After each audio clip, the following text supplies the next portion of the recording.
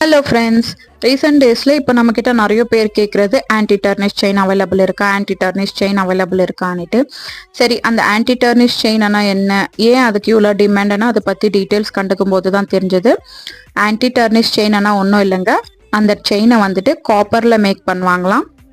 காப்பரில் make பண்ணிவிட்டு அதை வந்துட்டு கோல்டன் சில்வர் கோட்டிங்கில் டிப் பண்ணி எடுப்பாங்க. ஸோ அது எப்போவும் கலர் போகாதுன்னு சொன்னாங்க.